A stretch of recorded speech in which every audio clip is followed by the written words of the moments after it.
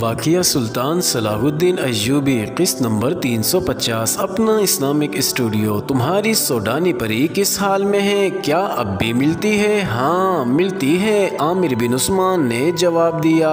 پرسوں ملی تھی تو وہ رو رہی تھی، کہتی ہے ایک بار میرے پاس آ جاؤ شمسی، میں اس لڑکی سے ڈرتا ہوں، تم جانتی ہو کہ اس کے حسن و جمال میں وہ جادو ہے کہ اس کے طلسم میں آیا ہوا انسان نکل نہیں سکتا۔ میں اس سے اس لیے نہیں ڈرتا کہ وہ بہت حسین ہے، مجھ پر مرتی ہے اور میں اس کے جال میں پھنس جاؤں گا۔ ڈر یہ ہے کہ وہ والی حلب عز الدین کے حرم کا ہیرا ہے، اور مجھے یہ بھی خطرہ ہے کہ کہیں وہ صلیبی جاسوس نہ ہو۔ اس کا نام انوشی ہے، لیکن محل کے اندرونی حلقوں کے افراد اسے سوڈانی پری کہتے ہیں۔ اگر عز الدین یا اس کے کسی امیر وزیر کو پتہ چل گیا کہ یہ لڑکی مجھے چاہتی ہے تو لڑکی سے کوئی باز پرس نہیں ہوگی، سزا مجھے ملے گی۔ مجھے تہ خانے میں باندھ کر ایسی اذیتیں دی جائیں گی کہ تم سنو تو مر جاؤ۔ مجھے یہ بھی ڈر ہے کہ میں نے اسے مایوس کیے رکھا تو وہ مجھ پر دست درازی یا بدنیتی کا الزام عائد کر کے مجھے قید میں ڈلوا دے گی۔ اسے ابھی تک یہ تو معلوم نہیں ہوا کہ تم مجھے چاہتے ہو اور ہماری ملاقاتیں ہوتی ہیں؟ شمس النساء نے پوچھا۔ جس روز اسے پتہ چل گیا وہ دونوں کی زندگی کا آخری دن ہوگا، عامر بن عثمان نے جواب دیا۔ تمہیں شاید بخش دیا جائے، مجھے کوئی نہیں بخشے گا۔ اپنا اسلامک اسٹوڈیو کے معزز ناظرین، انوشی دراصل صلیبیوں کا بھیجا ہوا تحفہ تھا۔ حلب میں یہ لڑکی آئی تو الملک الصالح بیمار پڑ گیا اور مر گیا۔ عز الدین نے آ کر حلب کی حکومت سنبھالی تو حکام نے انوشی اس کی خدمت میں پیش کی۔ اس کے ساتھ عز الدین نے رضی خاتون کے ساتھ شادی کر لی۔ یہ اس دور کے حکمرانوں کا دستور تھا کہ بیویاں الگ رکھتے تھے اور حرم میں بغیر شادی کے لڑکیاں الگ رکھتے تھے۔ صلیبیوں اور یہودیوں نے مسلمان امراء اور وزراء کی اس تباہ کن عادت کو اور زیادہ پختہ کرنے کے لیے انہیں اپنی لڑکیاں تحفے کے طور پر پیش کرنی شروع کر دی تھی۔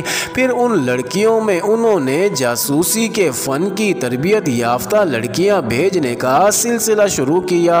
انہیں رقابت اور فتنہ فساد پیدا کرنے کی ہی تربیت دی گئی تھی۔ ناظرین، انوشی ایسی ہی تربیت یافتہ لڑکی تھی۔ وہ عز الدین کے محل کی ضیافتوں میں شراب پلاتی تھی اور شراب پیتی بھی تھی۔ اس نے حلب کے دو ایسے حاکموں کو اپنے حسن اور فریب کے جال میں پھانس لیا تھا جو حلب کی قسمت بنا بھی سکتے تھے اور بگاڑ بھی سکتے تھے۔ وہ عز الدین کے تو اعصاب پر غالب آ گئی تھی، وہ سراپا بدی تھی اور مجسمے دعوت گناہ۔ ناظرین، عامر بن عثمان عز الدین کے قریب رہتا تھا کیونکہ وہ خصوصی محافظ دستے یعنی اسپیشل کمانڈوز کا کماندار تھا۔ اس نے عز الدین کی حفاظت کے لیے محافظ دستے کے علاوہ در پردہ انتظام بھی کر رکھے تھے۔ اس کی نظر عقاب کی طرح تیز اور دور بین تھی۔ ناظرین، انوشی نے اسے دیکھا تو یہ خوبرو جوان اسے بہت اچھا لگا۔ اس نے عامر پر ڈورے ڈالنے شروع کر دیے، لیکن عامر اس کے ہاتھ نہ آیا۔ ناظرین، عامر کو معلوم تھا کہ حرم کے اس ہیرے کے ساتھ صرف بات کرتے بھی پکڑا گیا تو انجام ہولناک ہوگا۔ ناظرین، انوشی دوسرے تیسرے روز عامر بن عثمان سے ملتی اور والہانہ محبت کا اظہار کرتی۔ ناظرین، عامر اسے ٹال دیا کرتا تھا۔ میں اس محل کا ملازم ہوں، عامر نے ایک روز اسے کہا تھا۔ اگر تمہارے دل میں میری سچی محبت ہے تو مجھ پر رحم کرو اور مجھ سے دور رہو، تمہاری طرف کوئی آنکھ اٹھا کر بھی نہیں دیکھ سکتا۔ انوشی نے اسے کہا، ایک بار میرے کمرے میں آ جاؤ، بہت ضروری بات کرنی ہے۔ ناظرین، اسی دوران عامر اور شمس النساء کی چوری چھپے ملاقاتیں ہو رہی تھی۔ ناظرین، اب تھوڑی دیر کے لیے چلتے ہیں دوسری جانب۔ قاضی بہاؤالدین شداد، جو اس دور کا عینی شاہد ہے، اپنی یادداشتوں میں لکھتا ہے، عز الدین نے محسوس کر لیا تھا کہ وہ موصل اور شام کی امارتوں کو اپنے ماتحت متحد نہیں رکھ سکے گا۔ وہ سلطان صلاح الدین ایوبی سے بہت ڈرتا تھا۔ اس کے ماتحت جو امیر اور وزیر تھے وہ عز الدین سے اتنی زیادہ رقموں کا مطالبہ مطالبہ کرنے لگے جو وہ نہیں دے سکتا تھا، کیونکہ خزانے میں اتنی سکت نہیں تھی اور وسائل بھی محدود تھے۔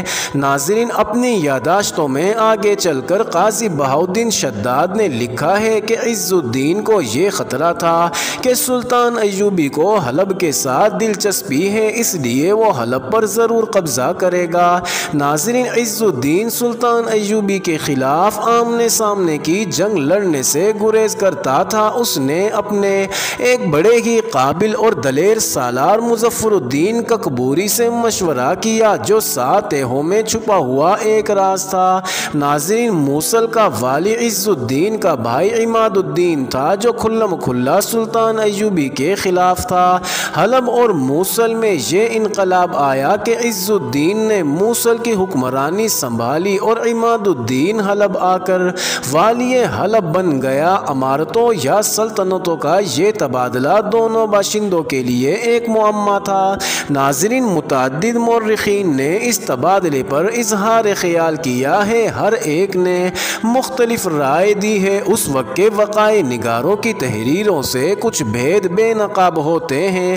ناظرین، عز الدین جب موصل کے قلعے میں گیا تو رضی خاتون اور اس کی بیٹی شمس النساء اس کے ساتھ تھیں۔ اس کا ذاتی محافظ دستہ بھی ساتھ تھا، جس کا کماندار عامر بن عثمان تھا۔ یہ بہت ہی بڑا قافلہ تھا، کئی اونٹوں پر پالکیاں تھیں، جان کے پردے گرے ہوئے تھے۔ رضی خاتون اور شمس النساء کا اونٹ سب سے آگے تھا۔ رضی خاتون کی خادمہ بھی ساتھ تھی۔ رات کو راستے میں ایک جگہ قیام بھی کرنا تھا۔ ناظرین، عز الدین کو موصل پہنچنے کی جلدی تھی، اس لیے اس نے قافلے کا سربراہ مقرر کیا اور خود قیام کیے بغیر اپنے چند ایک محافظوں اور 2-3 مشیروں کے ساتھ سفر جاری رکھا۔ عامر بن عثمان کو قافلے کے ساتھ رہنے دیا گیا۔ ناظرین، سورج غروب ہوتے ہی خیمے نصب کر دیے گئے۔ رضی خاتون کا خیمہ ان خیموں سے بہت دور نصب کیا گیا جن میں رات حرم کی لڑکیوں کو رہنا تھا۔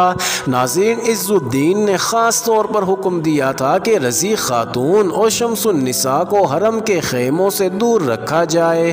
قیام کی جگہ سرسبز اور چٹانی تھی، چٹانوں پر بھی سبزہ تھا، ہری بھری جھاڑیوں کی بہتات تھی۔ ناظرین، رات کو عامر بن عثمان مشعلوں کی روشنی میں حفاظتی انتظامات دیکھتا پھر رہا تھا۔ ان دنوں وہاں کوئی خطرہ نہیں تھا، کہیں بھی لڑائی نہیں ہو رہی تھی۔ سلطان ایوبی مصر میں تھا اور صلیبی کہیں دور بیٹھے سلطان ایوبی کی اگلی چال کے انتظار میں تیاریاں کر رہے تھے۔ پھر بھی عامر کا یہ فرض تھا کہ خیمہ گاہ اور جانوروں کے ارد گرد گشت کا انتظام کرتا۔ وہ حرم کے خیموں سے ذرا دور گھوم کر گزر رہا تھا۔ اس وقت وہ اکیلا تھا۔ ناظرین، خیموں سے کچھ اور دور گیا تو اسے اپنے سامنے ایک سایہ کھڑا نظر آیا۔ اس نے قریب جا کر گھوڑا روک لیا۔ میں نے تمہیں اندھیرے میں اتنی دور سے پہچان لیا ہے، تم قریب آ کر بھی مجھے نہیں پہچانتے۔ ناظرین، یہ انوشی کی آواز تھی۔ عامر بن عثمان نے آواز پہچان کر کہا، مجھے ابھی بہت کام کرنا ہے۔ اتنی وسیع خیمہ گاہ اور اتنے سارے جانوروں کی حفاظت کا انتظام میرے ذمے ہے، مجھے مت روکو۔ انوشی اس کے گھوڑے کے آگے آ کر لگام پکڑ چکی تھی۔ بولی، گھوڑے سے اتر آؤ عامر، جن کا تمہیں ڈر تھا وہ موصل چلے گئے ہیں، اتر آؤ۔ ناظرین، عامر گھوڑے سے اترا۔ انوشی نے اسے بازو سے پکڑا اور ذرا پرے چٹان کی اوٹ میں بٹھا لیا۔ ناظرین، عامر نے سدائے ہوئے جانور کی طرح کوئی مزاحمت نہیں کی۔ عامر، انوشی نے جذباتی لہجے میں کہا، تم مجھے بدکار اور شیطان لڑکی سمجھ کر مجھ سے بھاگتے پھر رہے ہو۔ مجھے معلوم ہے کہ تم میری اصلیت سے اچھی طرح واقف ہو۔ تم اپنے آپ کو زاہد اور پارسا سمجھتے ہو اور تمہیں جوانی اور اتنے دلکش جسم پر بھی ناز ہے۔ تم نے ابھی اس حقیقت پر غور نہیں کیا کہ کسی بھی روز تمہارا جسم خون میں ڈوبی ہوئی لاش بن جائے گا۔ یہ جنگ و جدل کا دور ہے۔ ایک وہ ہیں جو میدان جنگ میں کٹتے اور مرتے ہیں، اور ایک وہ ہیں جو قلعے اور محل کے اندر ہی خفیہ طریقے سے قتل کر دیے جاتے ہیں۔ تمہارا انجام ایسا ہی ہو سکتا ہے۔ اپنے مردانہ حسن اور جسم کی دلکشی کو دائمی نہ سمجھو۔ کیا تم مجھے قتل کی دھمکی دے رہی ہو؟ نہیں نہیں، انوشی نے جواب دیا، میں تمہیں یہ بتانے کی کوشش کر رہی ہوں کہ تمہیں اگر یہ خیال ہے کہ میں تمہاری خوبصورتی اور تمہارے جسم پر مرتی ہوں تو یہ خیال دل سے نکال دو۔ میں جسمانی تعیش کا مجسم ذریعہ ہوں، مگر میں جسمانی لذت سے بیزار ہوں۔ انسان کتنا ہی پتھر کیوں نہ بن جائے، دل کو بھی پتھر ہی کیوں نہ سمجھ لے، دل پتھر نہیں بن سکتا۔ روح مرجھا جاتی ہے، مرتی نہیں۔ دل اور روح کو وہ محبت زندہ رکھتی ہے جس کا تعلق جسم کے ساتھ نہیں ہوتا۔ مجھے اور زیادہ غور سے دیکھو، میرا حسن اور اس کا طلسم دیکھو۔ میں گناہ کرتی ہوں اور دوسروں کو گناہوں کی ترغیب دیتی ہوں۔ مجھے لوگ شہزادی نہیں پری کہتے ہیں۔